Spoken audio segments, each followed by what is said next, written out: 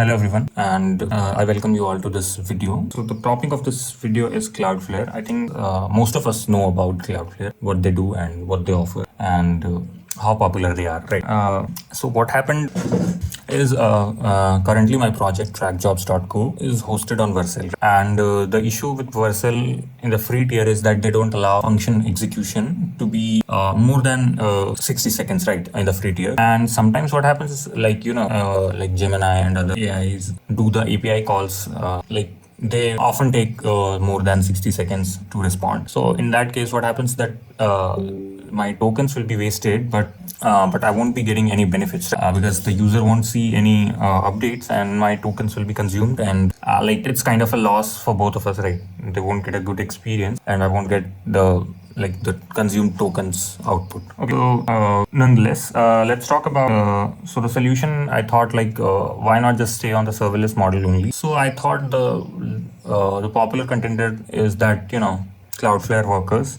and they are making quite a big deal about hosting on Cloudflare Workers and all of those things. So I thought, why not just try it? And let me just tell you the current state of the project, right? Currently, I'm able to run the project simply, but it's not completely working. And the one part that I could not figure out is the puppeteer. I will come to that in just a moment. So let's start talking about the problem one by one. So in order to solve the problem, there is a platform or website called opennextjs.org. I think their aim is to port or kind of make adapters, right? So in that, the Cloudflare version, they are the one of the maintainers in that project. And for example, the binding, let's talk about the binding, right? What happens is when you go to the OpenNextJS document, if I can open it here, I was not able to show you my tabs, like the amount of tabs that I have opened during this project because it was in Linux and I was having video recording issues.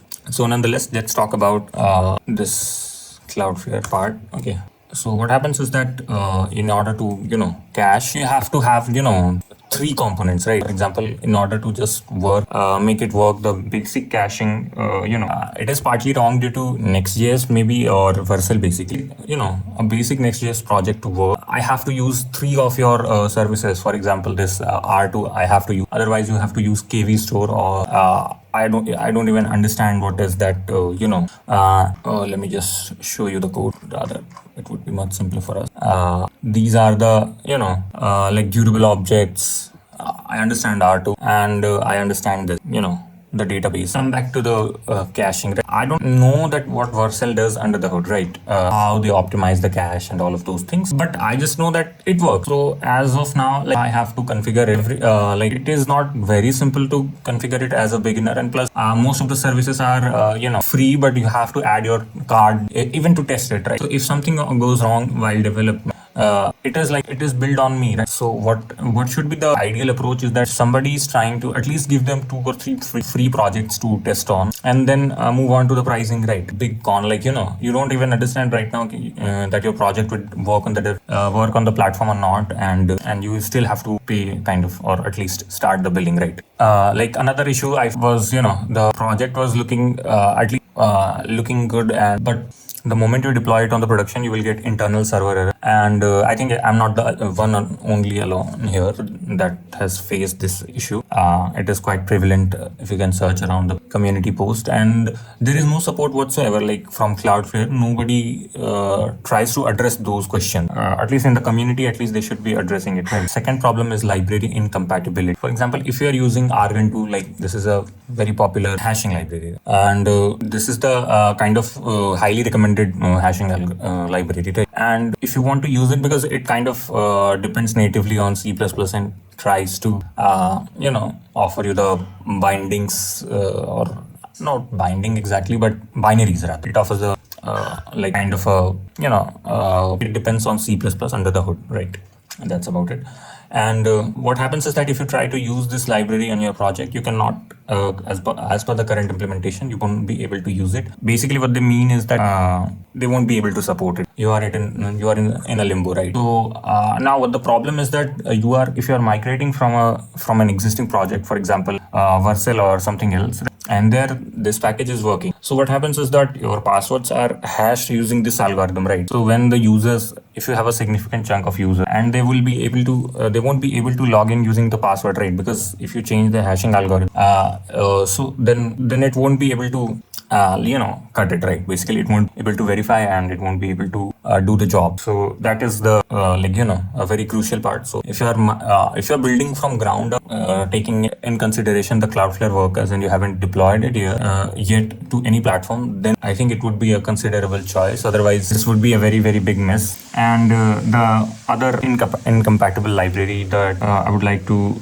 mention is that HTTPS request, and this is the library on which many of the packages depend, right? This is the specific part, like on which many of the libraries, Node.js specific libraries work. Again, the compatibility, they are kind of trying, right? So this is their effort, like Node.js compatibility, and this is the compatibility flag that you have to enable, and these are the things that you have to set, and this is the compatibility date. Although you should be using the more recent one, right? And so due to this, what happened is all of the API calls were failing. For example, let me just show you the exact part. For example, anyone you can take here.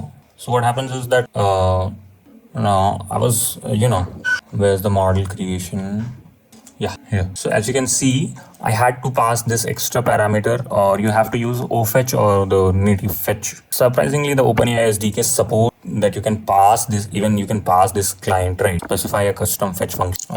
They use node fetch. Okay. Otherwise, fetch is defined globally. So what happened? What happened is that currently the environment is still node, right? So they used to have that node fetch thing. But what happened is that it wasn't working, and then I tried to find alternatives, and there aren't many. So this was kind of my the ray of hope that the project would be working. So almost out of the 4 or 5 core features, or the 4 or 5 core features, I was able to get to the 4 features at least. The last one was not working, and I will come to that. And that is the next issue, rather incorrect or incomplete documentation. For example, if you want to use Cloudflare Puppeteer in Cloudflare, right? So you would what you will do, you would search, and you'll have to go to this page, right? And when you go to this documentation, okay, for example, basically the package where it is published. So this is the package that they have published. They have said that they have forked Puppeteer, right? Workers version of Puppeteer core. So you would install and use it. But the thing is that this document is for Puppeteer, right? They have changed quite a significant things. For example, this browser.launch headless true, it doesn't even support it here, right? For example, if you come here .launch, you have to provide a completely different parameters, and from where this parameter will come, you don't even know. They have just mentioned that this is a fetcher. What is the fetcher? You don't know. In order to use it in Next.js, you have to generate the types, and you have to rely on this command also. This command, you will have to do the binding, right? You'll have to do the bind, and there's also a surprising thing about it. Remote true when you flag it here, but it won't be recognized. It would say that this is not a valid parameter, something like that when you run it. So you will get this. You'll have to bind this, and then you'll have to run the type generation command, and then you can use it wherever it is required. And there are countless examples that you'll find about the documentations. Many of the things are not complete, and it would be not a good experience from a if you're a new if you're a newbie and trying to work on Cloudflare, you would have a very difficult time. And there are a lot of unnecessary configurations, right? And abstractions, not abstractions, but they are kind of trying to reinvent the wheel in many of the situations. For example, when I'm deploying the project, right, there is a concept of runtime variables and build time variables. And what happens is that when I'm building the project, most of the variables are referred, right? For example, this Gemini API key would be referred during the build process. Similarly, what happens? But when I will be making the API call, it may be possible that it may reference it, a different variable. I mean, a different variable that might be referenced runtime. So how would I differentiate that which variables is going to be runtime and which variables is going to be, are going to be build time, right? So why don't you just take all of the variables at once and do that? But in their website, you'll have to provide the build variables separately and compile variables, runtime variables separately. And I might be incorrect here, but the thing is that the norm is just to provide the variable, right? And the rest of the things are being handled by the at least the platform, or if you want customers, let me just say it clearly. If you want customers of vercel, so you have to offer the simplicity of vercel, right? I'm not a paying customer to vercel, but I like the fact that the process to deploy there is very simple. And I know that there are some things going around nextjs and how vercel kind of specifically does their thing, that it works best on vercel. Let's not, it is not completely impossible to run on other platforms. So let's not go into that, because as a user, you don't understand that these are the things going back of the hand, right?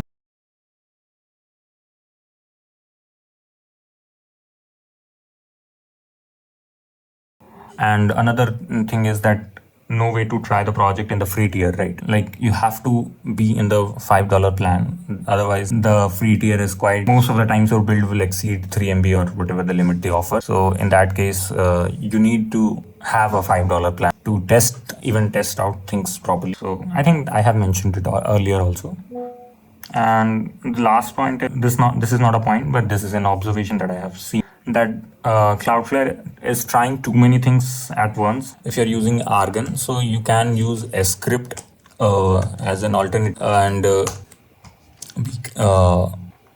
you can use this one, but this has some performance repercussions. But it is a little bit slow. I think they have stated it here, so you can use that. And I'm not sure about the vulnerabilities and security, but if you want a fairly popular hashing algorithm, then bcrypt is a good choice maybe. And like the end message for you, for everyone, basically, if your project does not involve Puppeteer or something like that, so you can still go ahead with Cloudflare, and it would be not a very pleasant experience to develop, in my humble opinion.